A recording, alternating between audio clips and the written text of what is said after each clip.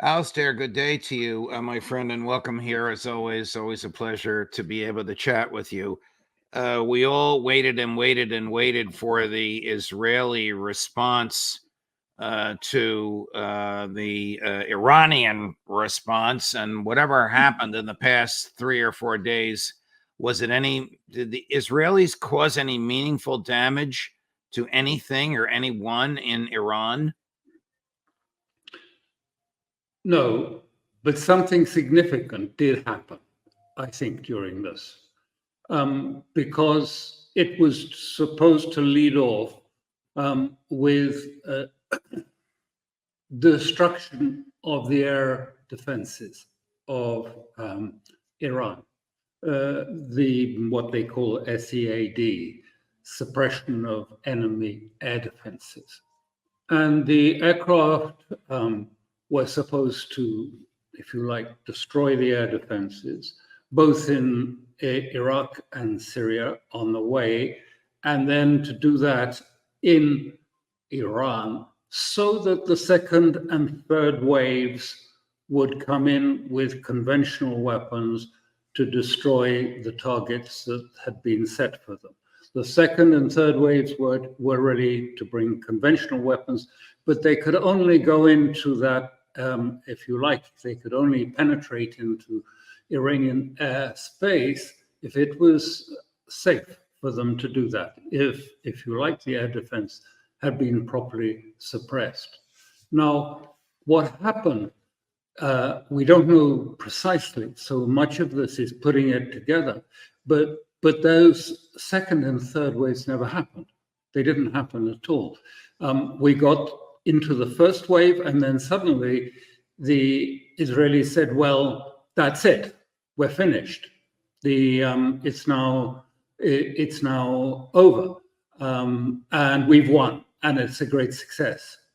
And what seems to have happened was during that first wave, the Israeli aircraft with their long-range missiles on it that were supposed to destroy the air defenses never got beyond 70 to 100 kilometers closer to Iran than that. Too far, if you like, for their missiles to lock on to air defenses, because they'd need, the signal, the sign that the air defenses are working to be able to lock onto it. They weren't able to lock onto it. And they said, the key thing they said, and this comes from Israeli sources, more than Iranians, but from Israeli sources, they said, we've discovered an unknown air defense system over Tehran province. So what was happening? Well, it seems to be that, first of all, they were being locked onto by another missile defense system, and that they were frightened to go ahead, and so they scrapped the attack. They then just released their missiles, these long-range missiles, but these long-range missiles are basically guided by GPS.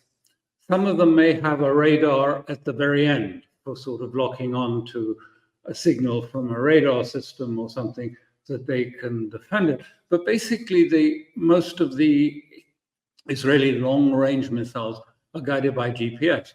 Well, we know, first of all, that the Russians are adept at jamming GPS and spoofing GPS. And maybe that was one of the things that happened. But what I think we are seeing when we heard about this unexplained air defense system was possibly a Russian air defense missile system that can attack stealth fighters like the S-35s of Israel. That they can do that because although you need to be very close to find a stealth fighter with ordinary radar, if you have a missile that has a radar capacity in its warhead and would be able to identify a stealth fighter, then the whole idea of the attack on Iran seems to have collapsed.